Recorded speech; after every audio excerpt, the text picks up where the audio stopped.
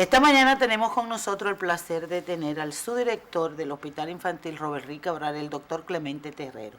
Pero no vamos a hablar de hospitales públicos hoy, vamos a hablar de su especialidad, que es la infectología. El doctor Clemente Terrero es infectólogo y queremos hablar con él de resistencia bacteriana. ¿Qué es esto? ¿Con qué se come? Mucha gente posiblemente no haya escuchado el término, pero es muy usual y muy común. Entonces, doctor Terrero, buenos días y bienvenido. Buenos días, Betty. Yo lo había invitado otras veces, pero él estaba en sus afanes de la política gremial. Bueno, él vino una vez aquí a hablar con nosotros. No, él no Él había vino. estado ya, sí, con nosotros, una vez a hablar de políticas de salud y de eso mismo que te vamos a hablar hoy. ¿Sí? Es verdad, pues yo lo olvidé. Tú borraste ya, sí. Cuidado con el Alzheimer. No, rechazo Alzheimer. Está muy joven todavía. Doctor Sí, Terrero, jovencita, hablemos un poco de los procesos infecciosos, que son los que van a inducir a la resistencia bacteriana. Claro. Las infecciones del cuerpo, ¿por qué se producen las infecciones? Porque se rompe el equilibrio. Los microorganismos son primero en la tierra. Son lo más abundante en la tierra. Y al final pienso que también son los que se van a quedar sobre la tierra. Hay una lucha constante entre los seres vivientes por el dominio de territorio, de alimentos, de energía, de todo. Hay una lucha constante, así como existe en la sociedad. Y entre los países también hay una lucha entre los seres vivos. Y entonces los microorganismos invaden el organismo buscando alimento, buscando territorio, buscando energía, buscando medios para sobrevivir. Y en esa lucha, pues, cuando un organismo humano, en este caso, es invadido por microorganismos, pues en ese momento ya se produce una infección. La infección se define como la invasión de los tejidos por agentes infecciosos. De manera que ya tú sabes que cuando se produce esa lucha, generalmente es una lucha entre el organismo con todo su mecanismo de defensa y medio de defensa contra el microorganismo con todo su medio de ataque, que son muchos. Es verdad. Sí, Tan pequeñitos. Sí, y al final, si no hay, o si el ser humano en este caso no cuenta con un medio que le permita detener el avance, la acción, el ataque de ese microorganismo, el microorganismo al final termina ganando la batalla y venciendo al cuerpo, produciendo la muerte. Clemente, pero tú has dicho algo aquí como que yo no lo había escuchado nunca, y es que las bacterias nos combatirán a nosotros. Sí. Y finalmente serán los habitantes de la Tierra. Así. ¿Y en qué tú te basas para decir eso? Porque el hombre tradicionalmente ha ido combatiendo las bacterias. Sí, pero tú sabes que los seres humanos somos vulnerables en la faz de la Tierra y tenemos riesgo de desaparecer, así como desaparecieron los dinosaurios y así como viven desapareciendo, diría yo, año tras año, diferentes tipos de animales de la Tierra. Un día también la raza humana tiene el riesgo, la posibilidad de desaparecer de la Tierra. Al ser atacada por las bacterias, por los diferentes medios, agentes químicos, cambios ambientales que dificulten la permanencia de la vida. La Tierra en algún momento podrá tener algunos cambios que pueden ser impedir la vida, que pueden ser... Pero vamos a aclararle a nuestros oyentes que eso Eso estamos no es hablando ahora. de millones de No, años. estamos hablando, sí, porque, por ejemplo, para que nadie se preocupe. no, eso no es cuestión de ahora, eso es millones de años. Ustedes ven cómo están ocurriendo los fenómenos y los cambios ambientales. Ustedes saben que en diciembre aquí, cuando llegaba diciembre, era frío, de verdad. Muy frío. ¿Verdad? Sí. Y que tenía que abrigarse. Yo recuerdo cuando era niño, mi papá me compró unos abrigos y una cosa, pero ya casi nadie usa abrigo. Eso. Así que esos cambios se van produciendo y todos esos cambios son en contra de la vida. De la vida humana. De la vida humana y de otros también animales. Sí. Que la alteración de la capa de ozono, el aumento de la temperatura en la Tierra. O sea, lo que hacemos los seres humanos aquí, sobre todo por la ambición de aquellos que quieren tener más y vivir, creer que son dioses, están alterando la capa y todo lo que tiene que ver con el biosistema, y un día eso puede afectar la vida humana. Pero volvemos de nuevo a nuestro tema inicial. Doctor, ¿cómo definir la resistencia bacteriana? Las bacterias son muy inteligentes. Cualquiera cree que no, porque dice, bueno, no tiene cerebro, ¿y qué puede ser inteligente? Sí, son muy inteligentes. Siempre ha habido un enfrentamiento entre los seres humanos con los microorganismos, como el que existe ahora. Con el desarrollo del primer antibiótico, que fue la penicilina, descubierto por Alexander Fleming en 1928 y puesto en práctica en la Segunda Guerra Mundial, comenzó el problema de la resistencia. Porque ¿qué era? Bueno, que el ser humano creó un medio de combate contra las bacterias. Y las bacterias entonces comenzaron a utilizar su mecanismo de defensa. Una resistencia es un mecanismo de defensa de la bacteria. ¿Verdad? Para impedir el ataque de los medios que los seres humanos utilizamos para combatirla, en este caso los antibióticos. Entonces ahí comenzó a desarrollarse la resistencia bacteriana. La resistencia bacteriana ha aumentado en la medida en que hemos descubierto más antibióticos para combatir las bacterias. Yo, siendo residente de infectología, reciente, bueno, se había descubierto la ceftriaxona, Que es muy fuerte. que es un antibiótico, bueno, sustituyó completamente a la penicilina, pero para esas épocas la resistencia era mínima. Pero ahora la resistencia a la ceftriaxona es tan elevada que me recuerdo de esa época cuando surgió hasta ahora. La ceftriaxona es una cefalosporina de tercera generación que se utiliza para el combate de la desinfección, es un gran medio que tenemos los seres humanos. Así, cuando, creo que terminando la residencia de infectología, comenzamos a usar la dicloxacilina contra las infecciones por estafilococo áureo. El estafilococo es una bacteria muy peligrosa que ataca al organismo humano y produce muerte, produce miocarditis, alteración del corazón, en la capa interna, externa, afecta el pulmón, afecta el cerebro, destruye los huesos. Entonces comenzamos a usar dicloxacilina, que era el antibiótico de elección en ese momento. La dicloxacilina es un antibiótico antiestafilocócico que es derivado de la meticilina. Ahora ya el 68%, y vi uno que en algunos otros era el 72% de los estafilococos áureos son resistentes a la meticilina. Clemente. Y cuando yo inicié mi residencia y comencé a trabajar como infectólogo, eso no existía. Es decir, claro, que la resistencia es algo que va en aumento. Cuando surgió, antes del surgimiento de los antibióticos, estábamos en la era preantibiótica. Con el surgimiento de los antibióticos estamos en la era de las antibióticas y ya estamos entrando, o dentro de pronto entraremos en la era post-antibiótica, donde no tendremos casi antibiótico y medio para combatir la bacteria. ¿Qué le parece? ¿Y por Háblanos qué? de la... Escúchame, Belki, háblanos de las principales bacterias, porque es importante que la gente conozca cuáles son las principales bacterias que causan las infecciones. Bueno, dependen del área, del territorio, del organismo. Ahí tenemos, por ejemplo, las bacterias que más producen, por ejemplo, neumonía. Tenemos al Streptococcus pneumoniae, o sea, neumococo le llaman, a una bacteria que le llaman Haemophilus influenza. La gripe.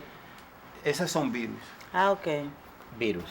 Entonces tenemos también otras bacterias que producen Streptococcus el grupo A, Mycobacteria, Las Klebsielas. La Klebsiella es una bacteria gram negativa que puede producir Klebsiella neumonía, puede producir neumonía, pero también produce septicemia, infección de vía urinaria. Infección de vía urinaria, las principales son la Klebsiella, la Escherichia coli. Es decir, depende del lugar del organismo. En sentido general, las principales bacterias son el estafilococo, Sí, el estreptococo, la Klebsiella, las pseudomonas. Exactamente. Y sobre todo, porque la influenza es un virus. No, hay hemófilo influenza, que es una bacteria. El hemófilo influenza, correcto, Porque sí. el virus de la influenza es otro. Y el Sí. hemófilo influenza es una bacteria. Sí, Es una porque son de bacteria. diferentes grupos. Sí. Doctor, ¿cuál es la bacteria más resistente sobre la Tierra? Bueno, todo va a depender del lugar. Y también, por ejemplo, del tipo de bacteria. Por ejemplo, veamos el Mycobacterium tuberculosis. Digamos que es resistente prácticamente a todos los antibióticos, excepto una proporción mínima, que se llaman precisamente drogas antifímicas antituberculosas, que son un grupo, pueden ser como 10. Incluso esa bacteria O sea que el bacilo de Koch es muy resistente. Sí, y ahora está desarrollando resistencia contra esos antibióticos que se usaban. Y tenemos entonces la resistencia elevada del Mycobacterium tuberculoso que está provocando mucha muerte. Y sobre todo porque se está juntando mucho con el VIH. Sí, exactamente, exacto. Que es paciente inmunodeprimido de por sí. Pero la resistencia es un mecanismo que ha desarrollado la bacteria para defenderse. Y eso es un medio interno que ha creado él. Y incluso se lo puede pasar de una bacteria a otra. ¿Y cómo se hace una bacteria resistente? Por ¿Cuál es el mecanismo? Porque es que el contacto con el antibiótico. Si yo no tengo contacto con ningún antibiótico, no tengo necesidad de hacer resistencia. Por tanto, no desarrollo mecanismos. Pero el abuso, el uso provoca, el uso provoca resistencia. Y el abuso provoca más resistencia que el uso.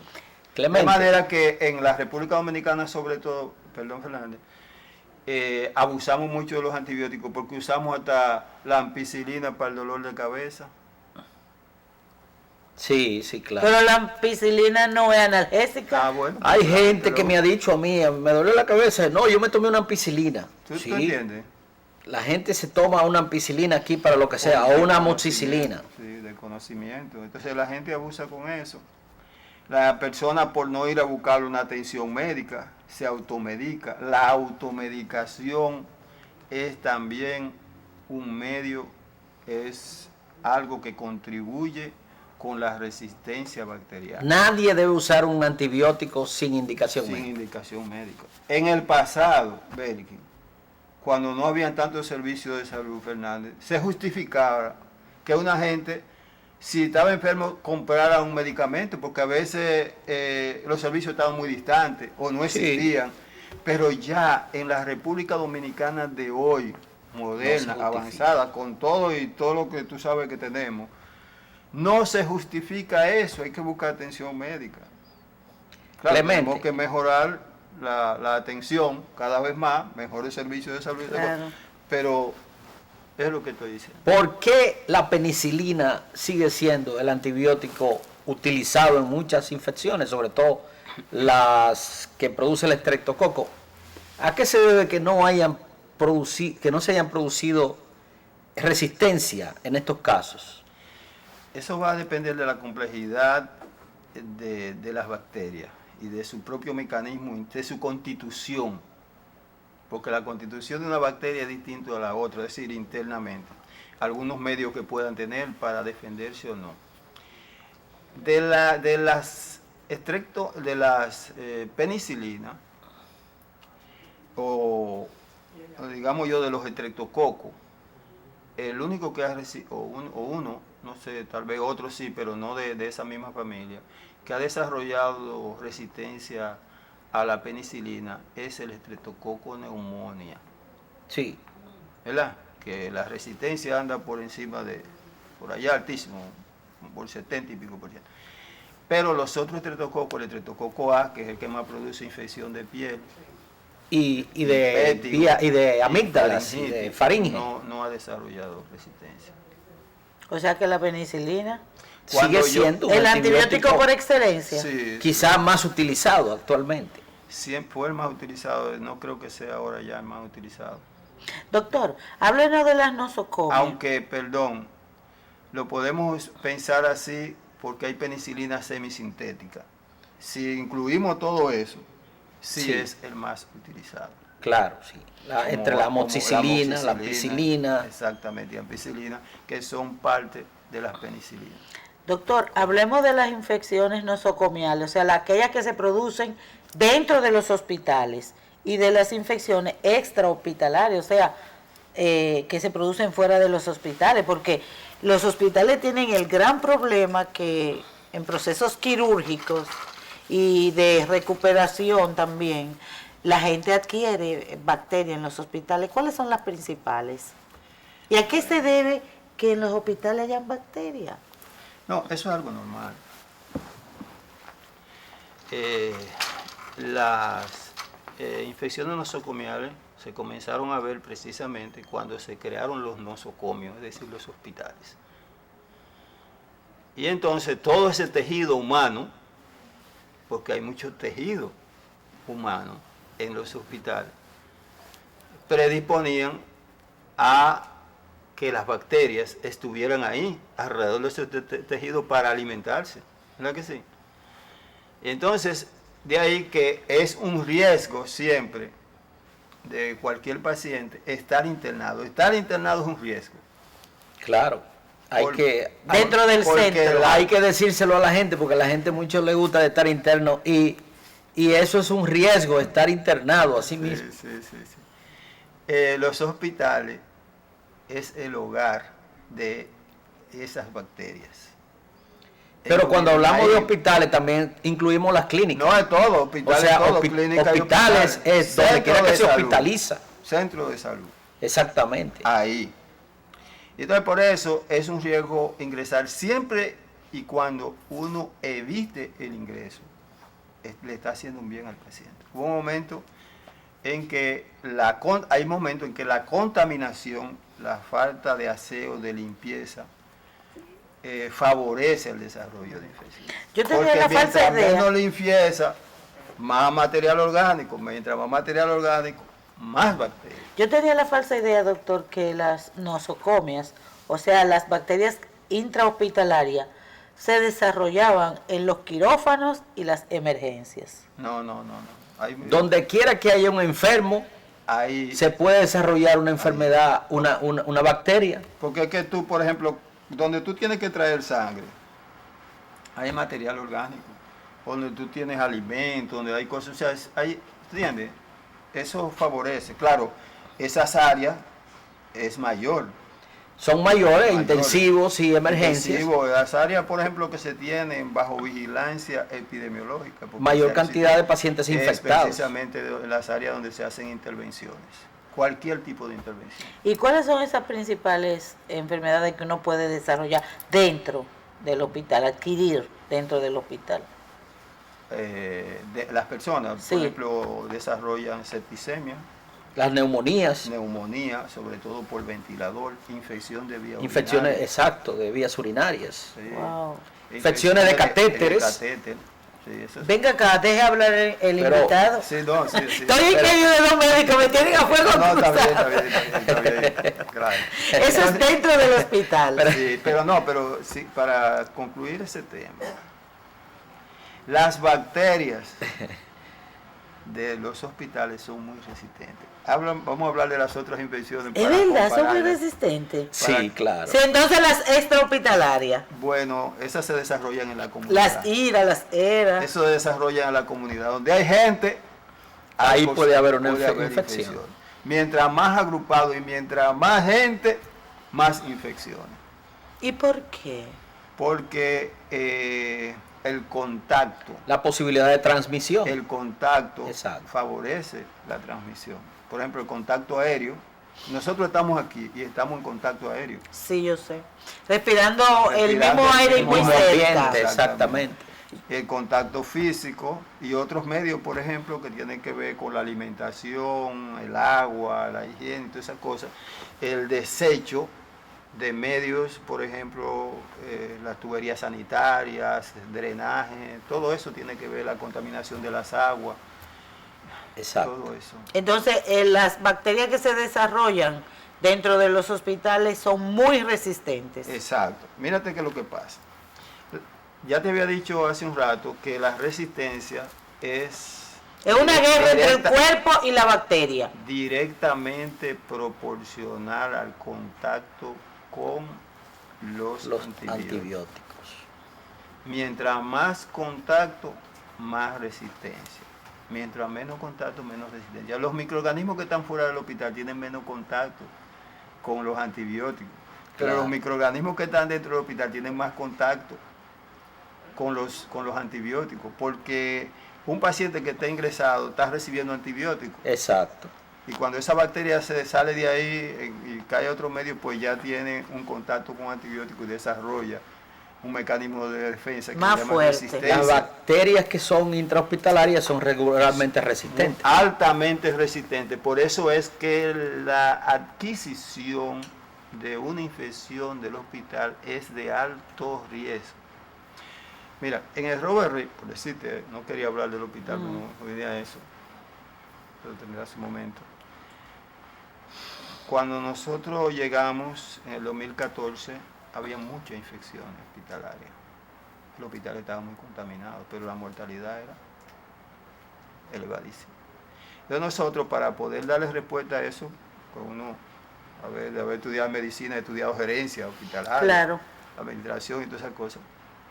Y además ya yo había trabajado en la creación de un comité de prevención de infecciones en la Plaza de la Salud que estaba, y creé ese comité en el Robert Reed Cabral en el 2005. Entonces reestructuramos el comité y comenzamos a estudiar la situación de contaminación que tenía el hospital, y entonces comenzamos a ver de dónde provenía, dónde estaba, y comenzamos a desarrollar medidas, a aplicar medidas para prevenir, y eso logró bajar la mortalidad hospitalaria.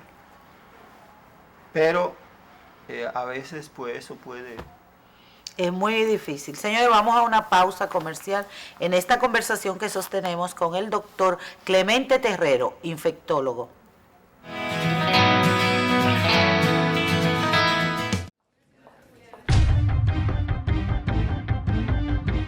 ¿Qué pasó? Un accidente de trabajo. Eso lo cubre la ARL. La ARL cubre un 100% en accidentes laborales, de trayecto y enfermedades profesionales, hospitalización, medicamentos, prótesis y terapias, entre otros. Contamos con áreas de servicio al cliente y servicios de salud, la oficina de libre acceso a la información y una gran red de prestadoras de servicios a nivel nacional. Prevé, protégete, reporta. Administradora de riesgos laborales, para que trabajes sin preocupaciones.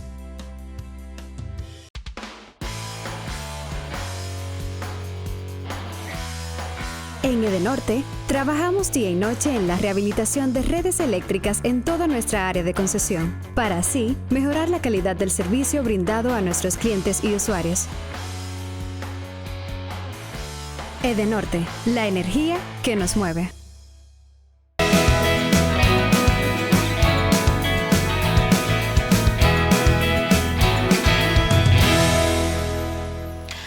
Estamos conversando con el doctor Clemente Terrero, él es infectólogo y estamos hablando de resistencia bacteriana. Doctor, ¿la vigilancia para esa resistencia? Dentro y fuera del hospital. Lo primero es que hay dos tipos de vigilancia dentro del hospital, digo, además de otra vigilancia. Pero desde el punto de vista de las infecciones, existe la vigilancia epidemiológica de las infecciones para detectar la tasa, para detectar los brotes, para detectar los casos, y entonces hacer intervenciones para impedir que la infección propagación se propague y esas cosas, y además detectar tempranamente la infección para poder combatirla y que no se muera el paciente. Sí, la vigilancia es muy importante. No, la gente no sabe, o por lo menos no saben los médicos, que en términos de salud, la importancia que tiene la vigilancia epidemiológica de las infecciones asociada, se le llama ahora, a la atención en salud. Antes se le llamaba nosocomial. Ok. Esa resistencia, la otra vigilancia es la vigilancia de la resistencia. ¿Cuál es la diferencia y la ventaja de una sobre la otra? Bueno, la que te estaba diciendo la primera tiene esa ventaja. La otra, en el caso de la vigilancia de la resistencia, es para tú ver cómo y con qué tú vas a atacar las infecciones. ¿Cuál es el principal medio? ¿Cuál es el mejor antibiótico? ¿Cuál es el mejor arma? ¿Cuál es el arma que tiene menos resistencia? ¿Cuál es el antibiótico que tiene menos resistencia? Y entonces tú poderlo utilizar de forma oportuna en cada caso e impedir también lo mismo, que es que al final el paciente fallezca. Así tú tienes un conocimiento global del nivel. Por ejemplo, ya yo sé cuál es el nivel de resistencia del estafilococo áureo a la meticilina, a la diclosacilina en la República Dominicana. Pues ya yo le he dicho a los residentes en el hospital, no me usen diclosacilina y menos en infecciones graves. Porque cuando venga el cultivo, que usted venga a darse cuenta que es resistente, ya el paciente está muerto. Ya Claro. Ustedes saben que existe una elevada resistencia, por tanto no pueden usar ese antibiótico. Se lo he dicho 100.000 veces y cada vez yo voy a la entrega de guardia todos los días. Para tener conocimiento y actuar bien, porque el conocimiento es para la acción. Y nosotros como país, doctor, tenemos un buen comité de vigilancia epidemiológica, porque hay un ministro de salud y mucha gente dice que el PLD desarticuló los comités de vigilancia epidemiológica nacionales. Yo no he oído eso, ¿y dónde? Sí, que canceló los técnicos por asuntos políticos. No, yo no he oído eso. Pero tenemos. Claro, no, lo que pasa es que ustedes saben que aquí hubo pensión de médicos. Sí. Y Y buena, fue con el claro, 100%. Y eso, bueno, fue una solicitud del Colegio Médico Dominicano, dentro de lo cual estaba incluido yo, porque fue una demanda del Colegio Médico Dominicano que la estábamos haciendo durante muchos años. Claro, no como se hizo. Nosotros mandamos la aprobación de una ley para la pensión de un 100% a los médicos. Bueno, pero en esta coyuntura de que el presidente del Colegio Médico, eso fue lo que hizo, fue culpa del presidente del Colegio Médico. Porque fue quien solicitó y permitió que se hiciera ese tipo de la pensión de esa manera, ¿verdad? Es decir, que no se puede así, digo yo, ver de esa forma, sino que ya muchas personas pues tenían la edad de salir del sistema, reclamaron salir, porque si usted no quiere salir yo lo dejo hasta 100 años, a mí me importa, trabaje. Usted lo que quiere es trabajar, mientras me esté trabajando yo lo dejo trabajar. Pero eso fue una solicitud. Yo creo que eso hay que tratar de darle una respuesta, porque de hecho incluso yo no veo las universidades que están formando epidemiólogos. O sea, no existía como antes. Esa es una gran debilidad, que incluso lo hemos conversado en diferentes ámbitos y con diferentes personas. Pero de todas formas todavía se están haciendo ese tipo de trabajo. Doctor. Porque las informaciones fluyen. Qué bueno. Doctor Terrero, el problema de la resistencia trae otro problema. Cuando usted decía que los residentes no le utilicen diclosacilina por la gran cantidad de pacientes resistentes, Sí, la elevada tasa de con resistencia. estafilococos, Sí. pero también tenemos el costo. El costo de los medicamentos que son adecuados contra esa resistencia es elevadísimo. Y muchas veces los hospitales no cuentan con ello. O sí tenemos contamos con esa estructura de medicamentos que puedan ser útiles en los casos de resistencia, porque ese es un problema serio que existe en nuestros hospitales y con la gente pobre. No, Porque un antibiótico de eso pica bastante al bolsillo. ya no existe eso que existía antes, por lo menos en los hospitales. Hace unos años sí había dificultad. Incluso yo recuerdo que para tú usar vancomicina, que es el antibiótico de lesión, el estafilococo, era difícil encontrarlo. Claro, teníamos todavía la oportunidad de seguir usando dicloxacilina. Pero ya ahora nosotros, los hospitales, por lo menos allá, no sé si otros hospitales, Promese, La suple adecuadamente. Suple toda la vancomicina que se necesite.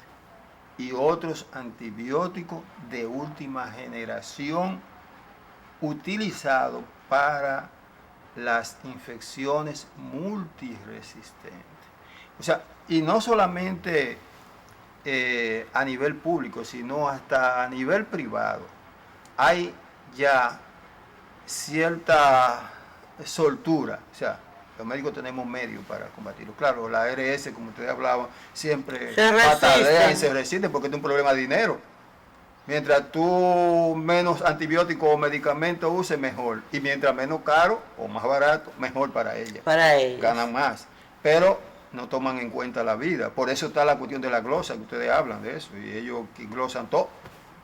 Entonces es mejor, cuando un paciente tiene una infección resistente, estar ingresado en un hospital público que hasta que en un privado. No, no puedo decir eso. No, porque eso va a depender, doctor. Va a depender si la persona lo he dicho ahora.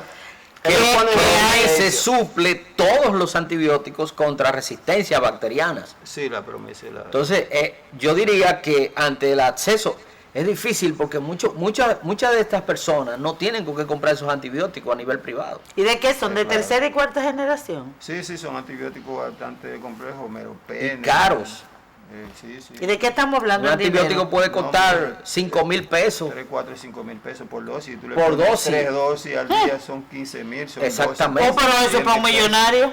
Bueno, te Sí, estoy pero diciendo. los seguros lo toleran hasta cierto punto, no por mucho tiempo. Y ahí ponen muchas resistencias. Por ejemplo, en el caso mío, algunos, la primera vez que me glosaron, que nunca me habían glosado a mí, y lo acepté, me quedé tranquilo porque como no estaba mucho en pelear, ya había peleado mucho en el Colegio Médico Dominicano. Y déjame dejar eso así. Porque va un muchacho de esos que mandan Supervisores. supervisores, sí, auditores, a glosarme un antibiótico a mí. Pero es difícil que a un infectólogo le glosen un antibiótico, por eso. Muchacho que yo le doy clase de antibiótico. Claro. Yo se lo acepté porque incluso Hernández Polanco Terrero, que yo también lo voy a dejar así. Para glosarme un antibiótico a mí hay que llamarme y decirme por qué yo no voy a usarlo. Yo hice esta mañana una pregunta allá en el Robert Ricabral, una entrega de guardia. Estaban hablando de una coartación de aorta y lo operaron y usaron cepriazona. Y yo pregunto, ¿cómo se llama? Ya muy bien todo lo que usted explicaste sobre cardiología, pero tú entraste ahí a un tema de infectología y ese tema es el uso de la cepriazona. ¿Cómo se llama el uso de la cepriazona en ese procedimiento y por qué se usa y en cuántas condiciones se usa? Porque tengo los conocimientos y la verdad, mi vida ha sido esa. ¿Cómo va a decir una gente que se graduó ayer y en base a que tiene que defender el dinero de una ARS? Yo no estoy defendiendo el dinero de la ARS, yo estoy defendiendo la vida de los pacientes. Exacto. Claro. Ese es mi papel. La Doctor, ¿y ARS qué tiene es que buscar su glosar? cuarto. ¿Qué es glosar? Porque yo oigo mucho el término, las Glosar de glosas. Casi gozar, pero la ARS que gozan con el aglose. ¿Cómo así, doctor? El glosar es que, por ejemplo, si ellos entienden que el doctor Terrero no usa un antibiótico adecuado, que ese paciente no ha necesitado ese antibiótico, no se lo pagan. O un medicamento. No lo pagan. Entonces, ese antibiótico... Es una revisión del expediente. Entonces, ese Ok. antibiótico, ellos no lo pagan No a la lo clínica, pagan, entonces es lo una pierde la glosa. clínica. Ese dinero que se hizo. Y usted no quiere que yo ataque a esa gente. No, hay yo que no te he dicho tratar. eso. Doctor Terrero, Yo gozo cuando tú lo haces. mire, vamos a hacer una distinción entre hongo, parásito, bacterias, virus y espiroquetas. Distingámoslo. Oye, tú, Me metió la infectología completa. tú quieres que coja el microscopio, mira. No, porque los virus vienen cuando hay grandes temporadas de lluvia y algunas estaciones hay muchos virus, Sí, que no. lo sabemos. Eso es un problema. Pero la gente los confunde todos. Sí, mira, un poco complejo describirlo, o sea, definirlo, pero te voy a definir lo siguiente. Mira, los virus son organismos submicroscópicos O sea que hay que buscar un microscopio grande. Electrónico. Filtrable, que carecen de metabolismo independiente. Para decirte algo. Es decir, para ellos poder sobrevivir necesitan vivir dentro de una célula, porque no tienen manera de sobrevivir si no es apoyado en los mecanismos de la célula. Ese es el virus. Ese es el virus. Las bacterias son organismos más grandes, son microscópicos, tú lo puedes ver, un microscopio de luz, y tienen mecanismos, ¿verdad?, biosintéticos independientes. Pueden sobrevivir. Okay. Sin la célula, claro, se alimentan. O sea que célula, todas las enfermedades por virus, como el virus de inmunodeficiencia humana, no son transmisibles por contacto, porque tan pronto salen de la célula, que es lo que le permite estar vivo, mueren. Transmisibles. Sí, claro, son muy transmisibles. Ajá. Sí. Claro, la influenza, por ejemplo. Hay transmisión respiratoria. Exacto. Que es por contacto, la transmisión es por contacto. El virus del SIDA, el SIDA. Del VIH. Es lo mismo. Del síndrome de inmunodeficiencia adquirida. Entonces seguimos. Definimos virus y Virus, bacterias, los parásitos. Los parásitos, bueno. Los parásitos son otros organismos, tienen diferentes composiciones. Hay parásitos unicelulares y multicelulares. Bueno, mientras las bacterias son unicelulares, los parásitos pueden ser multicelulares. Por ejemplo, una lombriz, ¿cuántas células tiene? Muchísimas. Porque un organismo grande tú lo ves corriendo. Ay, sí. Pero si tú vas a buscar el parásito de la malaria o de la toxoplasmosis, tú no lo puedes ver, tiene que ser con un microscopio porque son unicelulares. Muy pequeños. Muy pequeños. ¿Y qué se llaman espiroquetas? Las espiroquetas son una forma de bacteria que tienen la forma de espiral. Son un Por eso tipo le de llaman- bacterias. Sí, un tipo de bacteria. Por ejemplo, por decirte uno, qué sé yo, la sífilis, es una espiroqueta. También, qué sé yo, la leptospirosis es una espiroqueta. La lectopira, Sí, ratones, la leptopira es una espiroqueta. pipí de ratón. Sí, es una- Doctor Terrero, ¿y en el país qué es lo que más abunda a nivel de resistencia microbiana? ¿Cuál es el parásito que más combatimos? ¿O la bacteria, o el virus, o la espiroqueta? No, las bacterias más resistentes actualmente dependen, porque hay variedades, ¿verdad? Dentro de una misma población, dentro de un mismo microorganismo hay diferentes poblaciones. Okay. Hay poblaciones muy resistentes, poblaciones semi-resistentes y otras. Eso tiene un no costo resistentes. económico muy grande, Todo la resistencia. Entonces, Doctor. lo más importante son la Klebsiella, es una bacteria muy resistente, hay mucha Escherichia coli resistente. ¿Y qué produce la Klebsiella? Infección grave. ¿Pero dónde? Infecciones, Todo el el neumonías, en el cuerpo. en cualquier neumonía, sitio. Infección de vía urinaria, septicemia, Infección generalizada. meningitis.